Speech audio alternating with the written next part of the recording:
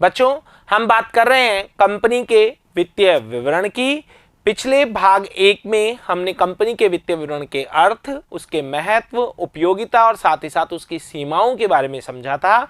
आज हम बात करने जा रहे हैं कंपनी के वित्तीय विवरण में शामिल किया जाने वाला स्थिति विवरण, उसका क्या प्रारूप होता है, उसमें कौन कौन सी मदें शामिल की जाती हैं और साथ ही साथ आपकी पाठ्यपुस्तक के उदाहरण संख्या 1, 3 और 4 के बारे में बात करेंगे। तो आइए शुरू करते हैं कंपनी के वित्तीय विवरण। कंपनी अधिनियम 2013 की अनुसूची 3 के भाग 1 में जो चिट्ठी का प्रारूप वर्टिकल फॉर्म, ऊर्ध्वाकार फॉर्म में दिया गया है, वो आपके सामने एक एक मद को समझाया जाएगा। जरा ध्यान दें। सबसे पहले पार्ट 1, क्योंकि शेड्यूल जो अनुसूची है तीसरी, उसका भाग 1 के अंतर्गत चिट्ठी का फॉर्मेट जो दिया गया है वो इस तरीके से है। Form of the balance sheet, name of company, balance sheet asset. ये बैलेंस शीट जब आप बनाएंगे तो यहां से आपको शुरू करनी है, कंपनी का नाम लिखना है, बैलेंस शीट, और जिस तारीख को आप बैलेंस शीट बना रहे हैं उस तारीख को आपको तारीख नोट करनी है। इसके अलावा अगर बात की जाए तो कक्षा 11 में जो आपने एकाकी व्यापार का चिट्ठा बनाया है वो आपने देखा होगा, वो 2 पक्षों में बनाया जाता था। इधर दायित्व पक्ष लिखा जाता था और इधर संपत्ति पक्ष लिखा जाता था। लेकिन कंपनी अधिनियम 2013 में कंपनी के लिए चिट्ठा इस फॉर्म में बनाया जाएगा, जिसे हिंदी में ऊर्ध्वाकार फॉर्म और साथ ही साथ इंग्लिश में वर्टिकल फॉर्म कहा जाता है। इस फॉर्म में सबसे ऊपर लायबिलिटीज लिखी जाएंगी, फिर उनका योग लगाया जाएगा और फिर असेट्स लिखकर फिर उनका योग लगाया जाएगा। और मदें भी एकाकी व्यापार और साझेदारी फॉर्म से अलग होंगी, तो आप एक एक मद पर विशेष तौर पर ध्यान दें। यहां अगर बात की जाए तो सबसे पहले आपको जो हेडिंग नजर आ रही होगी वो नजर आ रही होगी समता एवं देयताएं, जिन्हें इंग्लिश में कहा जाता है इक्विटी एंड लायबिलिटीज। ये वो हेडिंग है जो लायबिलिटीज के रूप में लगाई जाएगी।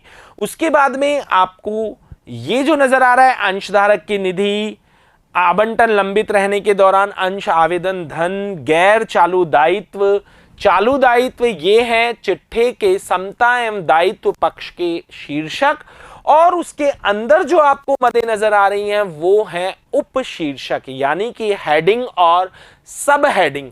सब हेडिंग को तैयार किया जाएगा। सब हेडिंग के अंतर्गत जो मदें बनाई जाएंगी वो टिप्पणियों में, नोट टू अकाउंट्स में तैयार किए जाएंगे, और उन तैयार टिप्पणियों की जो राशि आएगी, जो परिणाम आएंगे, उन्हें लिखकर यहां लिख दिया जाएगा। क्योंकि अगर उन मदों को इसमें शामिल किया जाए तो चिट्ठे का जो फॉर्म है वो ऑलरेडी पहले से ही काफी बड़ा है। हेडिंग, सब हेडिंग को शामिल करने के बाद, शीर्षक, उपशीर्षक को शामिल करने के बाद ही बैलेंस शीट काफी बड़ी है। और यदि नोट टू अकाउंट्स की मदों को भी इसमें ले लिया जाएगा तो बैलेंस शीट का फॉर्म काफी बड़ा होगा। इसलिए सब हेडिंग्स की मदों को नोट टू अकाउंट्स यानी बैलेंस शीट के नीचे आपको तैयार करना है, और फिर उन रिजल्ट्स को उठाकर यहां पर आपको सब हेडिंग के सामने लिखना है। आपको ये जो नजर आ रहा है ये हेडिंग्स हैं, और इनके नीचे जो आपको नजर आ रही हैं कै, ख, ग पॉइंट, वो हैं आपकी सब हेडिंग्स। तो आइए एक एक मद को देखते हैं। सर्वप्रथम समता एवं दायित्व के रूप में लिखने के बाद इसमें पहली जो हेडिंग है वो है शेयर होल्डर्स फंड, अंशधारक की निधि, जिसमें 3 सब हेडिंग्स हैं, अंश पूंजी, आरक्षित और अधिशेष, और अंश वारंटों के प्रति प्राप्त धन, यानी कि share capital, reserve and surplus, और साथ ही साथ money received against share warrants. ये तीनों ही मदें किसमें शामिल की जाती हैं? शेयर होल्डर्स फंड शीर्षक के अंतर्गत ये उपशीर्षक शामिल किए जाते हैं। अगली जो हेडिंग है वो है आवंटन लंबित रहने के दौरान अंश आवेदन धन, यानी ऐसा धन जो आवेदन के रूप में आपको प्राप्त हो चुका है, लेकिन आपने अभी तक, कंपनी ने अभी तक उन अंशों का बंटन नहीं किया है, उसे इक्विटी एंड लायबिलिटीज पक्ष में अलग से हेडिंग के रूप में दिखाया जाएगा। अगली जो हेडिंग है वो है non current liabilities. Non current liabilities में जो सब हेडिंग्स हैं वो है long term borrowing, deferred tax liability, other long term liability और लॉन्ग टर्म प्रोविजन। इनमें क्या क्या शामिल किया जाता है उसकी बात हम आगे करेंगे, अभी केवल हम बैलेंस शीट का फॉर्म समझ रहे हैं। अगली जो इक्विटी एंड लायबिलिटीज की चौथी हेडिंग है वो है चालू दायित्व, करंट लायबिलिटीज, और उसमें जो सब हेडिंग्स हैं वो 4 हैं, अल्पकालिक ऋण, व्यापारिक देय, अन्य चालू दायित्व और अल्पकालिक उपबंध, जिन्हें इंग्लिश में कहा जाएगा short term borrowing, trade payable, other current liability और शॉर्ट टर्म प्रोविजंस। यहां के बाद आपकी लायबिलिटी साइड पूरी हो चुकी है। तो वास्तविक रूप में देखा जाए तो समता एवं दायित्व पक्ष की ओर 4 मेन हेडिंग्स आपको लगानी है। First, share holder fund, second, share application money pending allotment, third, non current liability और फोर्थ, करंट लायबिलिटी। और उनके अंतर्गत सब हेडिंग्स आपको जो जो मदें प्रश्न में दी जाएं उसके अनुसार नोट टू अकाउंट्स में तैयार करनी होगी। अगली जो पार्ट आता है चिट्ठे का वो आता है परिसंपत्तियां, असेट्स। और असेट्स में मुख्य तौर पर 2 ही पार्ट डिवाइड किए गए हैं, गैर चालू संपत्तियां यानी कि नॉन करंट असेट्स और current assets. Non current assets में tangible assets, intangible assets, capital work in progress, intangible assets under development और non current investment, deferred tax assets, long term loan and advances और other non current assets. इन सभी मदों को शामिल किया गया है। करंट असेट्स में करंट इन्वेस्टमेंट, इन्वेंट्री, इन्वेंट्री मतलब स्टॉक जिसे आप कहते हैं, trade receivable, cash and cash equivalent, short term loan and advances और अदर करंट असेट्स को शामिल किया गया है। और उसके बाद चिट्ठे का योग लगाया गया है। चिट्ठे में आपको पता है कि जो योग दायित्व पक्ष का होगा वो ही योग संपत्ति पक्ष का आना चाहिए। तो ये वर्टिकल फॉर्म में जो बैलेंस शीट है ये तो मदें लिखी गई हैं। इधर आपको अमाउंट के कॉलम में 2 कॉलम नजर आ रहे होंगे। अगर आपको 2 ईयर के आंकड़े दिए जाएं तो लास्ट ईयर के आंकड़ों को इधर लिखना है और करंट ईयर की वैल्यूज को यहां लिखना है। और अगर सिंगल ईयर के दिए जाएं तो फिर आप एक ही अमाउंट का कॉलम बना सकते हैं। इन मदों को एक एक को हमें डीपली समझना होगा। उनके बारे में तो हम बात करेंगे ही करेंगे, लेकिन आज पहले जो कंपनी अधिनियम में चिट्ठा बनाने से संबंधित, लाभ हानि विवरण बनाने से संबंधित जो डिस्क्लोजर यानी प्रकटन की विशेषताएं बताई गई हैं, पहले उनकी बात करते हैं। तो आइए, वित्तीय विवरणों के प्रकटन की मुख्य विशेषताएं, यानी कि जब आप वित्तीय विवरण बना रहे हैं और उनके नोट टू अकाउंट्स तैयार कर रहे हैं तो आपको कौन कौन सी विशेष बातों को ध्यान रखना होगा वो देखिए। सबसे पहली बात है, जो ये फॉर्मेट आपको बताया गया है ये उन सभी भारतीय कंपनियों पर लागू होता है जिन्हें कंपनी अधिनियम 2013 की अनुसूची 3 के अंतर्गत वित्तीय विवरण तैयार करने हैं। उन सभी कंपनियों को इसी फॉर्मेट में इसी तरीके से अपना चिट्ठा तैयार करना होगा।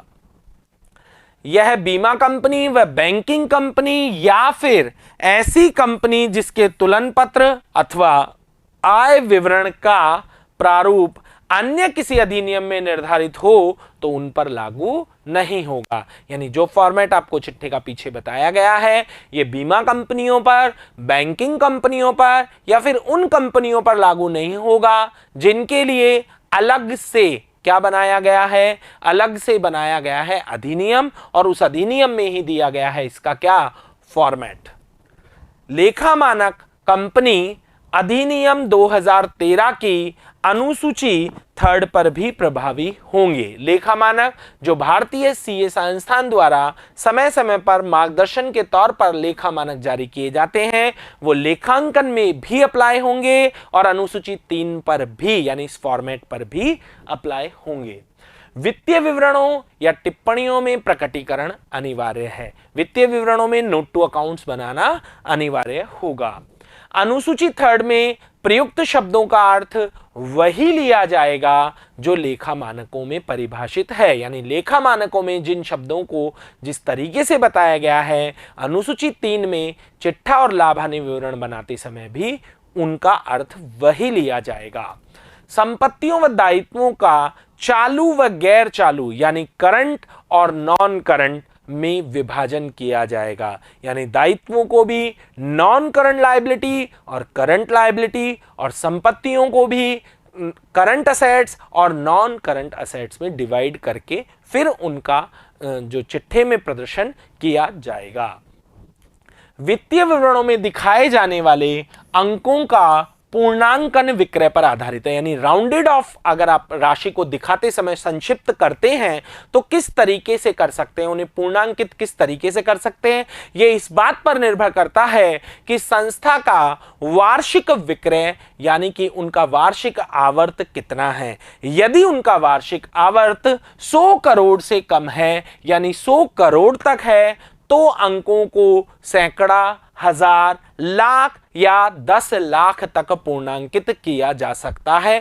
कब? जब किसी निगम का, किसी कंपनी का जो विक्रय है, आवर्त है, वो वार्षिक आवर्त 100 करोड़ से कम हो। अगली बात की जाए तो यदि आवर्त 100 करोड़ से ज्यादा है तो पूर्णांकन लाख या 10 लाख में किया जा सकता है। ये एग्जाम की दृष्टि से इंपॉर्टेंट है, इसे याद रखें। वित्तीय विवरणों को ऊर्ध्वाकार यानी वर्टिकल फॉर्म, जैसा कि आपने देखा है कि हमने चिट्ठी को भी स्टैंडिंग फॉर्म वर्टिकल फॉर्म में तैयार किया है, तो वो आपको तैयार उसी रूप में करना होगा। लाभ हानि विवरण का शेष यदि ऋणात्मक हो, इसका क्या आशय है?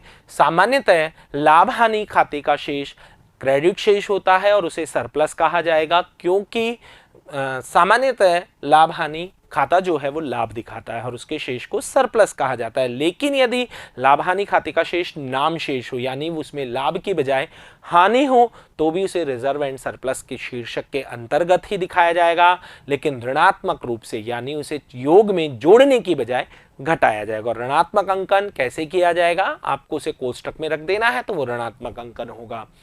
आवेदन राशि प्राप्त किंतु बंटन लंबित, अर्थात आपको एप्लीकेशन मनी तो मिल चुकी है लेकिन अभी तक आपने उन अंशों का बंटन नहीं किया है और बीच में ही आपको चिट्ठा तैयार करना पड़ रहा है, तो ऐसी मद को अलग से हेडिंग के रूप में समता एवं दायित्व पक्ष यानी इक्विटी एंड लायबिलिटीज में अलग से हेडिंग लगाकर दिखाया जाएगा। विविध लेनदार, सन्ड्री क्रेडिटर, विविध देनदार, सन्ड्री डेटर को यहां पर ट्रेड पेएबल, क्रेडिटर को तो कहा जाएगा ट्रेड पेएबल और देनदारों को कहा जाएगा ट्रेड रिसीवेबल के नाम से जाना जाएगा। तो ये बात है जब आप वित्तीय विवरणों को कंपनी अधिनियम 2013 अनुसूची 3 के पार्ट फर्स्ट और सेकंड, लाभ हानि विवरण पार्ट सेकंड के अनुसार तैयार किया जाएगा, उसके अनुसार तैयार करेंगे तो प्रकटन की इन विशेष बातों को आपको ध्यान रखना है। अब चिट्ठे की मदों को एक एक को समझने के लिए हम शुरू करने जा रहे हैं। सबसे पहली मद शेयर होल्डर्स फंड, और शेयर होल्डर फंड में आपने देखा 3 मुख्यतः मदों को, 3 मुख्यतः सब हेडिंग्स को शामिल किया गया। पहली अंश पूंजी, दूसरी रिजर्व एंड सरप्लस और तीसरी money received against share warrant, यानी शेयर वारंट के अगेंस्ट आपको राशि प्राप्त हुई। उन 3 मदों को शेयर होल्डर फंड में शामिल किया जाता है। तो हम एक एक मद को डिस्कस करते हैं। सबसे पहले समता एवं दायित्व की मदों का स्पष्टीकरण, जिसमें पहली शेयर होल्डर फंड आपने देखा और उसके अंदर भी सब हेडिंग आपने पहली देखी शेयर कैपिटल अंश पूंजी। इस शीर्षक के अंतर्गत प्रत्येक वर्ग के लिए यानी जितने भी अंश हैं, जिस वर्ग के अंश हैं, उनकी अधिकृत पूंजी ऑथोराइज्ड कैपिटल, निर्गमित पूंजी, उस ऑथोराइज्ड कैपिटल में से कितनी कैपिटल कंपनी ने निर्गमित कर दी है वो, अभिदत्त एवं पूर्ण प्रदत्त और अभिदत्त एवं पूर्ण प्रदत्त नहीं। यहां बात हो रही है कंपनी को कितनी पूंजी निर्गमित करने का अधिकार है, वो तो कहलाती है अधिकृत पूंजी। उसमें से कितनी कंपनी ने निर्गमित कर दी वो कहलाती है इशूड कैपिटल। जनता ने उसमें से कितनी क्रय कर ली वो कहलाती है सब्सक्राइब्ड कैपिटल, और अगर पूर्ण राशि मांग कर पूरी राशि प्राप्त हो गई तो वो कहलाएगी subscribed and fully paid up. लेकिन यदि पूरी राशि प्राप्त नहीं हुई तो subscribed and partly paid up कहलाएगी। साथ ही साथ यदि बकाया मांग हो तो उसे पूंजी में से घटाकर दिखाया जाएगा। कौन सी पूंजी में से? अभिदत्त पूंजी में से घटाकर दिखाया जाएगा। और यदि किन्हीं अंशों का आपने हरण कर लिया है लेकिन अभी तक उन्हें पुनर्निर्गमित नहीं किया है तो आपकी पुस्तकों में खाता होगा अंश हरण खाता, शेयर फॉरफिटेड अकाउंट, जिसे अंश पूंजी में जोड़कर ही दिखाया जाएगा। तो अंश पूंजी को समझने के लिए आपकी पाठ्य पुस्तक का लेते हैं उदाहरण संख्या 1। दिनकर लिमिटेड की अधिकृत पूंजी 50 लाख रुपए है। दिनकर लिमिटेड नाम की कोई कंपनी है जिसकी अधिकृत पूंजी 50 लाख रुपए है। अधिकृत पूंजी वह पूंजी होती है जो कंपनी अपने पूर्ण जीवन काल में अधिकतम निर्गमित कर सकती है, जो कि 100 रुपए प्रति समता अंश में विभाजित है, यानी एक अंश 100 रुपए का है। कंपनी ने 40,000 अंशों के लिए आवेदन आमंत्रित किए। तो यहां पर अगर ऑथोराइज्ड कैपिटल की बात की जाए तो वो है 50,000 अंश। 50,000 में से कंपनी ने निर्गमित कितने किए हैं? 40,000 अंश। जबकि 36,000 अंशों के लिए आवेदन प्राप्त हुए, लेकिन जनता ने क्रय कितने किए हैं? 36,000 अंश। तो ये है अभिदत्त पूंजी, सब्सक्राइब्ड कैपिटल। तो ऑथोराइज्ड 50,000, सब्सक्राइब्ड आपके है 36,000 और इशूड जो कैपिटल है वो है 40,000 अंश।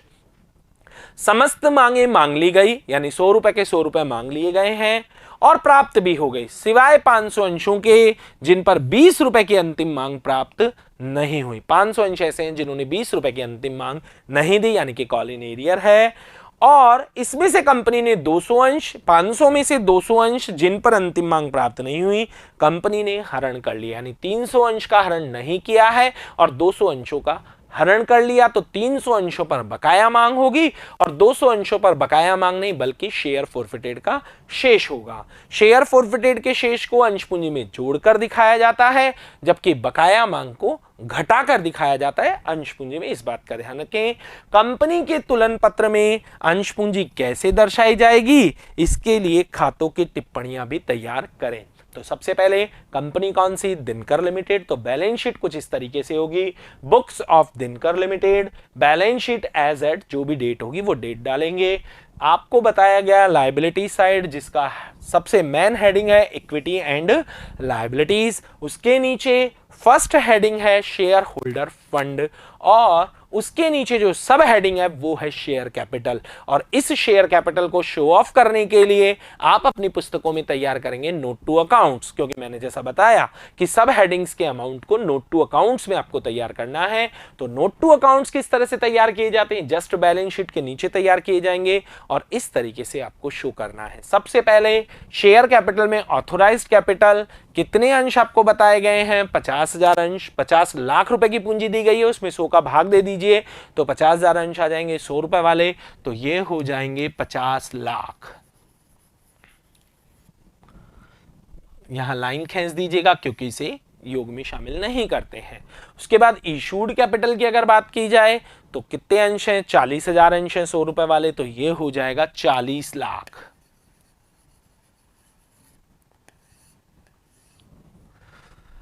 Subscribed and fully paid up. अब यहां पर ध्यान देने की बात है, जनता ने 36,000 अंश खरीदे हैं, कंपनी ने पूरी राशि 100 रुपए मांग ली है, लेकिन 500 अंशों ने 20 रुपए के हिसाब से अपनी किश्त नहीं दी। इसका मतलब 35,500 अंशों ने अपनी 100 रुपए की राशि का पूरा भुगतान कर दिया। तो सब्सक्राइब्ड कैपिटल को दो भागों में बांटा जाता है, subscribed capital fully paid up और subscribed capital partly paid up. तो यहां पर 35,500 जो शेयर हैं वो फुली पेड अप हैं। तो अगर बात की जाए तो 35,500 को subscribed and fully paid up capital 35,500 equity share 100 each, तो ये हो जाएगा 35,50,000। अब बात करते हैं 500 ऐसे शेयर हैं जिन पर 20 रुपए की अंतिम मांग प्राप्त नहीं हुई, उसमें से 200 अंशों का हरण कर लिया है। तो अब 300 अंश ऐसे हैं जिन पर बकाया मांग होगी। तो उन्हें कैसे दिखाया जाएगा? Subscribed but not fully paid up capital 300 shares ही क्यों रह गए? क्योंकि 200 अंशों का क्या कर लिया? हरण कर लिया, तो वो अब मार्केट में नहीं है। 300 शेयर कितने मांग लिए? 30 रुपए के 100 रुपए के हिसाब से, तो ये हो गए 30,000, लेकिन इसमें से बकाया मांग को घटाया जाएगा। तो 300 अंशों पर आपको 20 रुपए के हिसाब से किस्त प्राप्त नहीं हुई, तो ये रकम हो गई 6,000 और यहां पर होगा 24,000 रुपए। साथ ही साथ आपको 200 अंशों का जब्त, जैसा कि प्रश्न में सूचना दी गई कि 200 अंशों को जब्त कर लिया। अब आपने अंश पूंजी लेखांकन में पढ़ा है कि शेयर फोरफिटेड में उतनी राशि आती है जितनी कंपनी ने जब्त की है। तो इस अंशधारी की कंपनी ने 80 रुपए के हिसाब से रकम को जब्त किया है, क्योंकि 100 रुपए में से 20 रुपए इसने नहीं चुकाए, जिसके कारण कंपनी ने अंशों का हरण कर लिया और चुकाई गई राशि को जब्त कर लिया। तो चुकाई गई राशि कितनी होगी? 80 रुपए। तो 200 अंशों को 80 से गुणा करने पर रकम आती है 16,000, यानी कि ये कैपिटल हो गई 40,000 और कैपिटल का योग हो गया 35,90,000।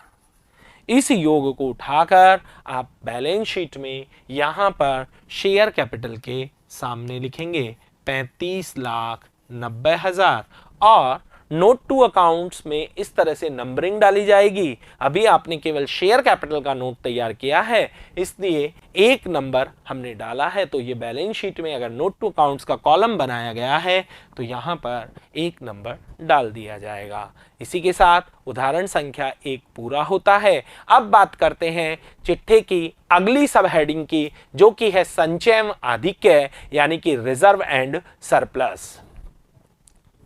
रिजर्व एंड सरप्लस, इस उपशीर्षक के अंतर्गत निम्न मदों को शामिल किया जाएगा। कौन कौन सी मदें हैं? जैसे कि पूंजी संचय, कैपिटल रिजर्व, पूंजी शोधन संचय जो कि अधिमान अंशों के शोधन के समय खोला जाता है, कैपिटल रिडम्पशन रिजर्व, प्रतिभूति प्रीमियम, सिक्योरिटीज प्रीमियम रिजर्व, इस खाते से आप वाकिफ हैं, ये रिजर्व एंड सरप्लस में दिखाया जाता है। ऋणपत्र शोधन संचय जो कि डिबेंचर के शोधन के समय खोला जाता है, डिबेंचर रिडम्पशन रिजर्व। पुनर्मूल्यांकन संचय, रिवैल्यूएशन रिजर्व जो संपत्तियों के पुनर्मूल्यांकन से संबंधित है।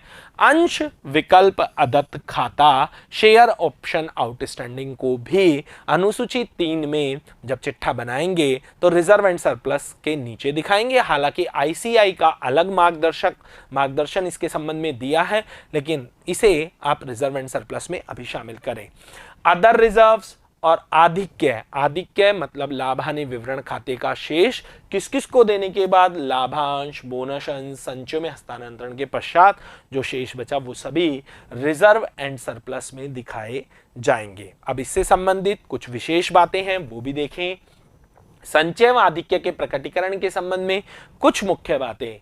ऐसा संचय या रिजर्व जिसे विनियोग कर दिया गया है तो उसे संचय ना कहकर फंड कहा जाएगा। यानी कि यदि आपने कोई कोष बनाया है और उसे विनियोग कर दिया, जैसे आपने देखा होगा डिबेंचर रिडम्पशन रिजर्व बनाया जाता है और उसे विनियोग कर दिया जाता है, तो फिर उसे आप फंड कहें, उसे कोष कहा जाएगा। यदि लाभ हानि विवरण के डेबिट शेष को आधिक्य शीर्षक के अंतर्गत ऋणात्मक संख्या के रूप में दिखाया जाएगा तो रिजर्व एंड सरप्लस भी ऋणात्मक हो जाएगा यदि वो कम है।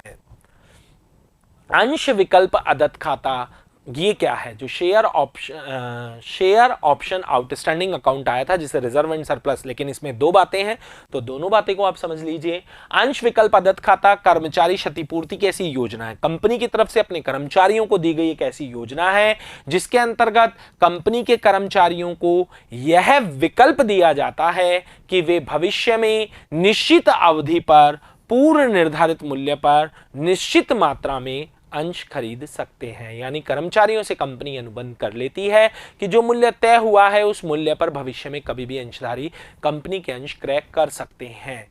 यह सामान्यतः बाजार मूल्य से कम दिए जाते हैं। इसे कहा जाता है शेयर ऑप्शन आउटस्टैंडिंग अकाउंट और इसे कंपनी अधिनियम में जो व्यवस्था दी गई है उसके अनुसार दिखाया जाता है रिजर्व एंड सरप्लस के नीचे।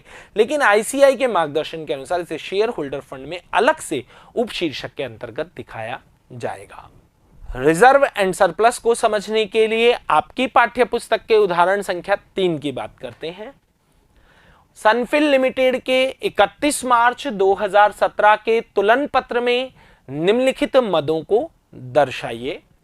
सामान्य संचय जो कि 31 मार्च 2016 यानी पिछले वर्ष का शेष दिया गया है 5 लाख, और लाभ एवं हानि के विवरण का नाम शेष यानी कि ऋणात्मक शेष है 3 लाख। तो इन्हें एडजस्ट कर किस तरीके से आप दिखाएंगे, दोनों ही मदें रिजर्व एंड सरप्लस उपशीर्षक के अंतर्गत दिखाई जाएगी। और किस तरीके से दिखाई जाएगी, तो पहले बात करते हैं सनफिल लिमिटेड की बैलेंस शीट का फॉर्मेट। ये होगा equity and liability, share holder fund main heading है जो शीर्षक है, उसके नीचे उपशीर्षक रिजर्व एंड सरप्लस में दिखाया जाएगा। और किस तरीके से दिखाया जाएगा वो बात करते हैं नोट टू अकाउंट्स में। नोट टू अकाउंट्स में रिजर्व एंड सरप्लस में जनरल रिजर्व का बैलेंस आपको दिया गया है 5 लाख रुपए, और statement of profit and loss का बैलेंस दिया गया है 3 लाख जो कि ऋणात्मक है। तो ये एक आयगत संचय है, तो इसमें से इसको पूरा करने के बाद इसका शेष बचेगा 2 लाख रुपए जो कि रिजर्व एंड सरप्लस में शेयर होल्डर फंड की शीर्षक के नीचे दिखा दिया जाएगा। ये बात है उदाहरण संख्या 3 की। अब बात करते हैं आपकी पाठ्यपुस्तक के उदाहरण संख्या 4 की। 31 मार्च 2017 को एवलोन लिमिटेड के तुलन पत्र में निम्नलिखित मदों को दर्शाएं। सामान्य संचय 31 मार्च 2016 से 5 लाख रुपए, और लाभ एवं हानि विवरण का नाम शेष दिया गया है 8 लाख रुपए, यानी कि इस बार सामान्य संचय से ये ज्यादा है, तो कोई दिक्कत नहीं है। इसे किस तरीके से समायोजित करेंगे, सबसे पहले balance sheet books of Avalon limited, balance sheet बिल्कुल उसी तरीके से दिखाया जाएगा जैसे कि आपने उदाहरण संख्या 3 में दिखाया है, लेकिन नोट टू अकाउंट्स में क्या फर्क पड़ेगा वो देखिए। जनरल रिजर्व का बैलेंस आपको लाख रुपए में दिया गया है, कितना, 5 लाख रुपए, जबकि स्टेटमेंट ऑफ पीएनएल का डेबिट बैलेंस दिया गया है 8 लाख रुपए, और इसे घटाने के बाद ये राशि ऋणात्मक बचती है 3 लाख। तो इसे इसी तरीके से रिजर्व एंड सरप्लस में शो किया जाएगा, यहां पर 3 लाख, और जब दायित्व पक्ष का योग लगाया जाएगा तो उस योग में इसे जोड़ने की बजाय घटा दिया जाएगा। तो शेयर होल्डर फंड के नीचे सब हेडिंग शेयर कैपिटल उसे हमने देखा, उसके बाद में हमने बात की रिजर्व एंड सरप्लस, उन्हें कैसे समायोजित किया जाएगा और कौन कौन से संचयों को शामिल किया जाएगा उनकी बात की। अब बात करते हैं तीसरी मद की, जो कि है अंश वारंटों के बदले प्राप्त नकद राशि। अंश वारंट एक सार्वजनिक कंपनी द्वारा जारी किया गया ऐसा वित्तीय प्रलेख है जो इसके धारक को बाद की किसी तिथि पर एक निश्चित संख्या में समता अंश प्राप्त करने का अधिकार देता है। यानी ये कंपनी द्वारा जारी एक ऐसा प्रपत्र है जिसके एवज में आप भविष्य में कभी भी समता अंश प्राप्त कर सकते हैं। अंश वारंट के बदले प्राप्त राशि को अंश पूंजी के रूप में नहीं दिखाया जाता, इसे अंश पूंजी के रूप में नहीं दिखा सकते हैं क्योंकि अभी अंशों में उन्हें बदला नहीं गया है, क्योंकि अभी अंशों का आवंटन नहीं हुआ है। अतः इसे पृथक से दर्शाते हैं, शेयर होल्डर फंड में सम्मिलित किया जाता है, जैसा कि आप बैलेंस शीट में देख सकते हैं। यहां पर अगर आप देखेंगे तो बैलेंस शीट में हमने इसे शामिल किया है